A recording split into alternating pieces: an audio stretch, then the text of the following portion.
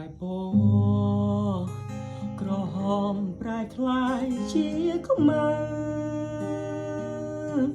ស្នេហាពោពេញដំបើ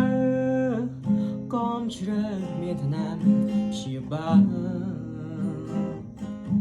នៅមិនអចិនតែកិនពីអាដិនតកាអាដិនមិនទាន់ធូរស្រាលមិនអាចរញច្រាក៏ហងខ្លួនឯងអូនជិនទៅចាត់ផ្លូវក៏យូរដែរហើយធ្វើជាមិនទាន់បានឡើយចុងក្រោយបារម្ភពីថ្លៃ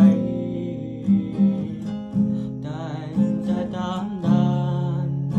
ខ្លាចគេធ្វើមិនក៏បី